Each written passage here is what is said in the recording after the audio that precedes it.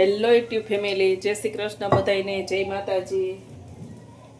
આજે છે શનિવાર, તો શનિવાર છે અને આજ તો મેં 11 વાગે વિડીયો ચાલુ કર્યો છે, કેમ કે ટાઈમ ન મળ્યો, મહેમાન કાલ હતા એટલે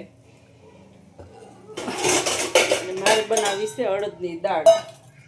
શનિવાર છે એટલે આજે યાદ આવી ગઈ તો અડદની દાળ બનાવું। જો બાફવા મૂકું છું, અત્યારે હું પાણી મૂકી દીધું છે ગેસ ઉપર, ગેસ ચાલુ કરી દો। અડદની દાળ મૂકી દઉં બાફવા। અને અમે છે ને અડદની દાળ એકદમ સાદી સિમ્પલ કરી, અડદની દાળને વઘાર ન કરી, એમનેમ કરી, એટલે હું એમનેમ કેમ કરું ને એ હું તમને આગળ આગળ બતાવતી રહીશ। જો મેં અડદની દાળને એકદમ ધોઈને સાફ કરી નાખી છે, આની અંદર આપણે ઓરી દઈ, હું હળદર બાફવામાં જ નાખી દઈશ, એકદમ સરસની કાચી હળદર ન લાગે અને સરસ પાકી જાય। અને સ્વાદ મુજબ આપણે મીઠું નાખી દઈએ। આપણે દાળ ઉભરાય નહીં ને આટલુંથી આપણે થોડુંક અમથું તેલ ઉમેરશું, પછી આમાં જે વઘાર નથી કરવો એટલે આપણે કાચું તેલ જ નાખવાનું। કાચા તેલનો સ્વાદ બહુ જ સરસ આવે। તો ઢાંકણું બંધ કરી દો અને અડદની દાળ બફાવા દો। આપણે દાળ માટેનો મસાલો પણ કમ્પ્લીટ થઈ ગયો છે। આ છે લીલું લસણ, આની અંદર ટમેટા છે, મરચી છે, આદુ છે અને આ લીમડો, આપણે વઘાર નથી કરવાનો, લીમડો આપણે ઉકાળવામાં નાખી દેવાનો છે। અને કોબીસ મરચાં અને ગાજરનો સંભારો કરવો તો પણ એ આપણે સુધારી દીધું છે। એક બાજુ વઘાર કરીને એક બાજુ દાળ થાય। જો ફાઇનલ આપણી દાળ બફાઈ ગઈ છે, લીલું લસણ નાખી દો।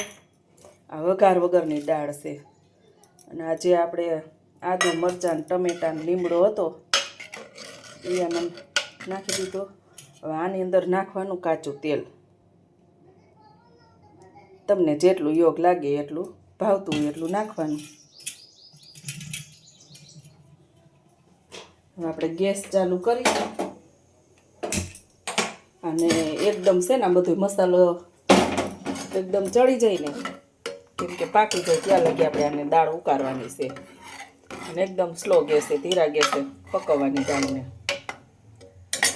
આવી રીતે તમે દાળ બનાવશો ને એટલે આ દાળ છે ને એકદમ ખૂબ જ સરસ ટેસ્ટી બનશે। આ વઘારવાળી દાળ કરતાં છે ને આ અડદની દાળ બહુ મસ્ત બને। આની બાજરાના રોટલા, જા એક ભાઈ છે અમારે પજીયો રાયડું નાખે છે, દાદા પાસે જાવું, દાદા પાસે જાવું। શનિવાર છે એટલે ઘરે વહી આવ્યા હોય।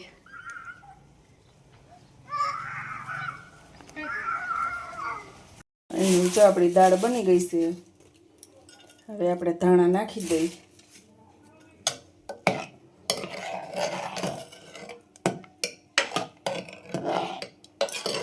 જો આવી મસ્ત દાળ બની છે।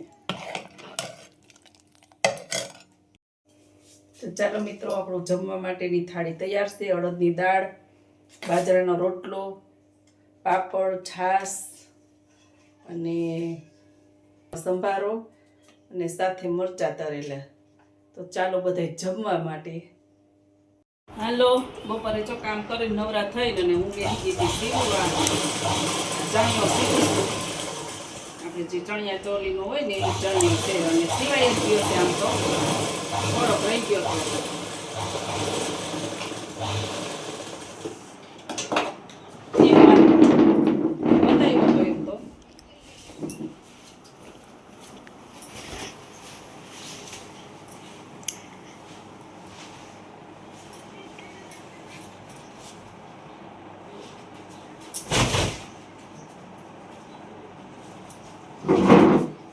જમ્બો સાઈઝનો છે, આવો કંઈક ચણિયો બનાવ્યો છે। કલીવાળો છે પણ થોડીક અડધી કલીવાળો છે, નીચે આપણે પટો મૂક્યો છે, આ ટાઈપનું બનાવ્યો ચણિયો। બનીને તૈયાર ચણિયો આપણો। તો ચાલો ફરી મળીશું। તો આ ચણિયો તમને સીવેલો કેવો લાગ્યો કોમેન્ટમાં જરૂર ને જરૂર તમે કહેજો। શેનાથી? ઉત્તરાયણનો છે ને હવે તું ચેકો મારસ પૌલી બ્લેન્ડેડ મારસ આમાં તો બોલતા આવડે એવું તાર ખાવું નથી કા તને શેની ભૂખ નથી ગામમાં કોથરી ખાઈ આવ્યો ભૂખ લાગશે